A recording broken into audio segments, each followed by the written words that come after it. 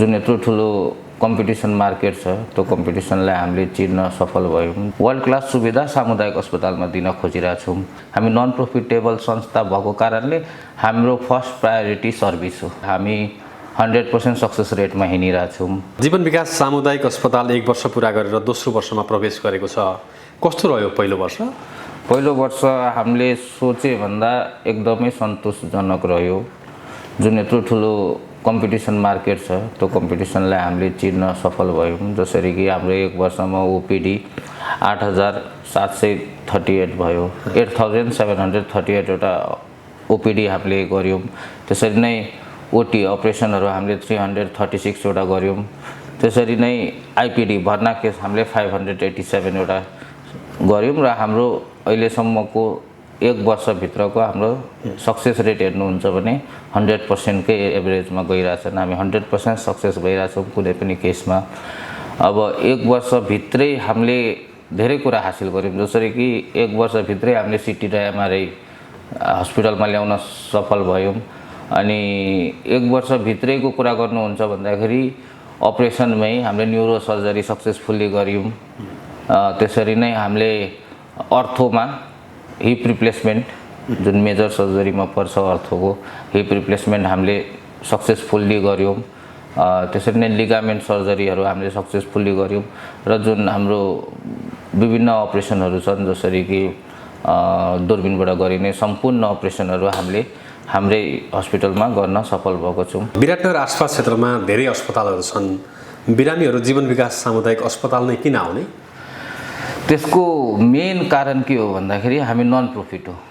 पहिलो चिज चाहिँ नन प्रफिट अर्गनाइजेसन र सामुदायिक अस्पताल 200 बेडेड हस्पिटल पहिलोचोटि हो। र अर्को मेन कुरा के हो भन्दाखेरि हामी वर्ल्ड क्लास सुविधा सामुदायिक अस्पतालमा दिन खोजिरहेका छौँ। जस्तो हेर्नुहुन्छ भने हाम्रो हस्पिटलमा विराटनगर एक त गर्मी ठाउँ, त्यसमा हाम्रो पेसेन्ट भिजिटर सबैलाई सेन्ट्रलाइज एसी छ। अब हेर्नुहुन्छ भने हामीसँग मोडुलर ओटी छ। हाम्रो डक्टर्स टिम एकदमै बेस्ट ल्याएको छौँ। डक्टर्स छान्नमा हामीले कुनै किसिमको कन्जुसाइ गरेको छैनौँ। अरू पनि हेर्दै जानुहुन्छ भने हाम्रो सक्सेस रेट हेर्नुहोस् एकदमै राम्रो छ। हाम्रो भिजिटर्स पेसेन्टहरूको फिडब्याक लिनुहोस्।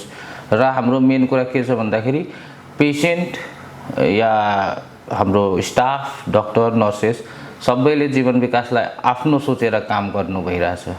यहाँ जीवन विकासमा इम्प्लोइ या इम्प्लोयरको रिलेसन छैन। This is an family. हाम्रो पुरै परिवारै हो हामी। त्यो हिसाबले गर्दाखेरि हाम्रो र अरूमा मेन फरक भन्नुहुन्छ भन्दाखेरि हामी नन प्रफिटेबल संस्था भएको कारणले हाम्रो फर्स्ट प्रायोरिटी सर्भिस हो। अरू अस्पतालको तुलना गर्ने हो भनेदेखि जीवन विकास अस्पतालको राम्रो पक्षहरू के हुन्? राम्रो पक्षहरू मैले अहिले पनि भने तपाईँलाई हामी 100% सक्सेस रेटमा हिँडिरहेछौँ। अर्को कुरा सेन्ट्रलाइज एसी छन्, पेसेन्टहरूलाई सुविधा छन् र हाम्रो सिस्टमहरू हेर्नुहुन्छ भन्दाखेरि क्लिनिनेस छ। जस्तो कुनै पनि बाथरुम तपाईँलाई गन्ध दिँदैन र मेन हाइजिन मेन्टेन छ। जस्तो एउटा पेसेन्टको कम्युनिकेबल डिजिजेसहरू अर्कोलाई नसर्ने गरी जस्तो हाम्रो स्लिपरदेखि लिएर पेसेन्ट ड्रेसदेखि लिएर सबै कुरा चेन्ज गराउँछौँ। तपाईँले भर्खरै एमआरआई र सिटी स्क्यान सुविधा पनि थप्नु भएको छ।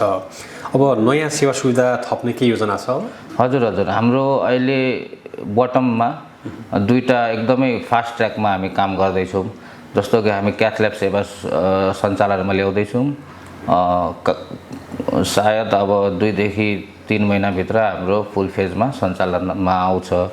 त्यसरी नै हामी अप्थल्मो डिपार्टै नयाँ अप्थल्मोको हस्पिटलै बनाउँदैछौँ बााउन्ड्रीभित्र। अहिले पनि हामी आँखाको चलाइरहेछौँ तर थोरै प्लेटफर्ममा त्यसलाई हामी लार्ज प्लेटफर्म बनाउन आँटेको छौँ जसमा चाहिँ सबै किसिमको आँखाको उपचार हुन्छ। भनेपछि मुटु रोगको उपचारमा पनि एक खालको नयाँ सुरुवात गर्न खोज्दै हुनुहुन्छ? हजुर, मुटु रोग त हामी एकदमै छिटो त्यसलाई सुरु गर्ने प्रयासमा छौँ।